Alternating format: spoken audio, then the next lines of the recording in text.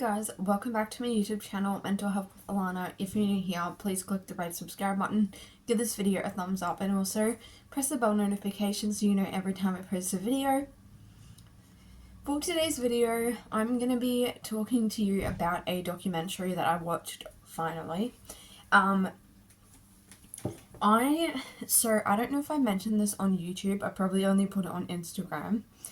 I'm going to go next year to Brisbane with my support worker. I'm paying her, but with my support worker to see a band called the Libertines. Now, if you don't know who they are, they have been around for a long time, since probably the mid-90s, late 90s.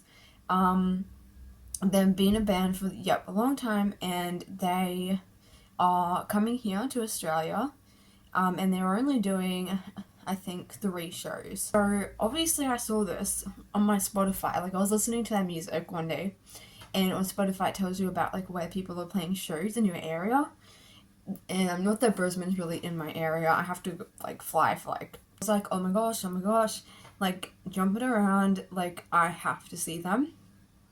I absolutely adore this band. I mean, like I adore a lot of bands, but this band has always been a band that I really like, and just it's a type of band that like I listen to very frequently, and especially like if I'm in a bad mood or something, like I always put it on. If I need new motivation, I put it on. So it's kind of like Amy Winehouse to me. Like Amy Winehouse is like, no, Amy Winehouse is like number 1 when I'm upset. But yeah, so they're coming here. I am so excited. And so because I've been going down a very deep rabbit hole of the Libertines, and I already watched quite a lot of stuff on them like previously, and I've seen like all their music videos and stuff like that, but I found this documentary that's actually on one of the lead singer Pete Doherty's life, or kind of clips and snippets from different time periods from like the late, maybe I think it was from the early 2000s up until like came out in 2023. Now, quick thing, if you want to watch this, the only way you can watch it is by getting the DVD. You can't watch it anywhere else, and the DVD is the only way you can get the DVD is getting a UK copy of the DVD. Now, this is a problem if you do not have a region-free DVD player. I'm telling you this now, just before you go and buy this DVD. You can't get it online, unfortunately. It's because it was made by his wife, and it wasn't a massive company that made it. Also, even though their band is actually quite big, I feel like they're still not at the level of fame where this would be premiering across the entire world, if you know what I mean.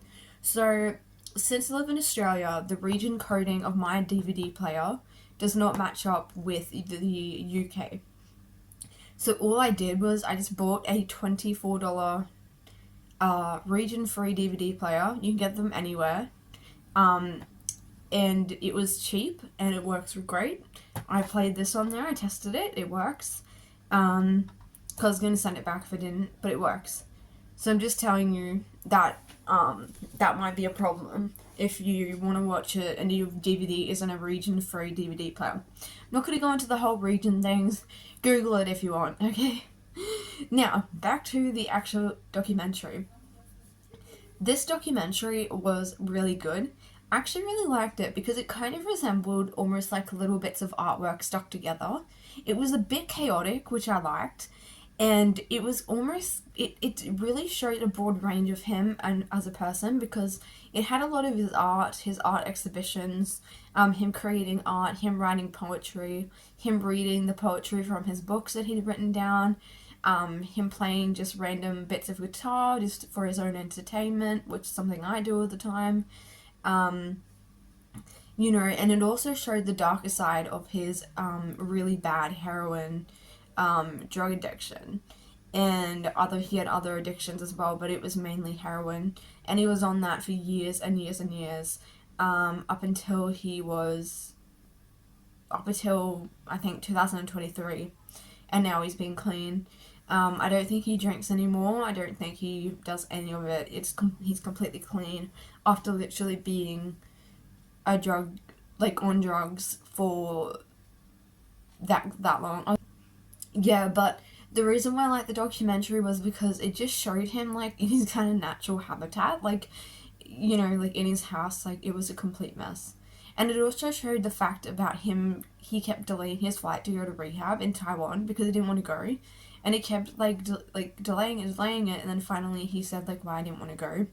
And while he was there, and then, like, once he got clean, he was, like, saying about how he wasn't, right towards the end of detox, he wasn't coping because he was, like, all these emotions are coming up that he didn't know how to deal with.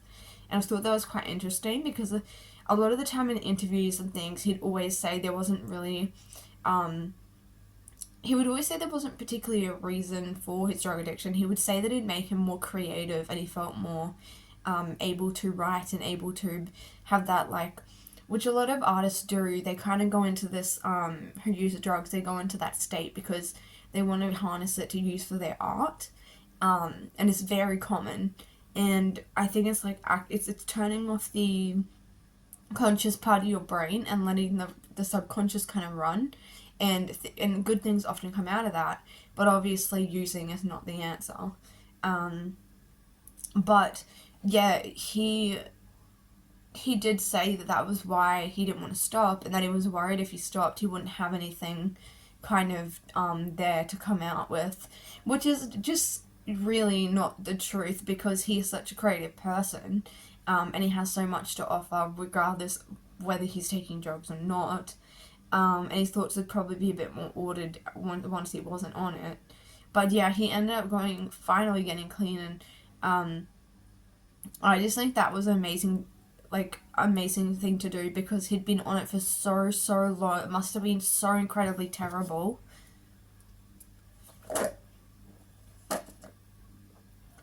And going through, like, drug, withdrawal.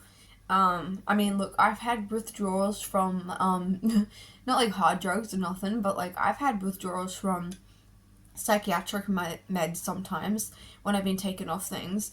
And I've also had withdrawal from, really bad withdrawal from nicotine. And, like, when I have stopped vaping or smoking, I currently I do still smoke at the moment, but yeah, I've had withdrawal from that, and even that is, like, horrible. You're so irritable, you're grumpy, you're antsy, you're, like, jumping around, like, you know what I mean? So, like, I would not want to be withdrawing off some hardcore drug because to me that just sounds like horrific. They do give them medication and stuff obviously to help, like, stop the effects. But yeah, so it really just shows, like, a raw, like, normal side of him, like, his life and stuff, and it actually says close up on chaos, and it kind of is chaotic. It really is. The clips kind of go from one to the other, and it's just like him walking around a park, like, late at night. Then it's him, like, in the dark with the place is just a mess with his cats, like, writing poetry, like, just going at it. And then there's him, you know, like, with his other band members doing an interview, or, you know, it just really shows a larger range of his life, and that's why I thought it was really interesting. You really need to watch it if you're into the Libertines, and I find it just really I found it quite impactful, and I just love looking at the creative process of things, of how people, because I'm very creative, I love looking at different people's creative processes and how they get to the end result. So yeah, if you want to watch it, then yeah, you can purchase it online from, like, a UK site that sells it, but like I said, you need a region-free DVD player as far as I know, and I looked high and low, there is no other way to watch this. Thank you guys for watching, and I will see you in my next video.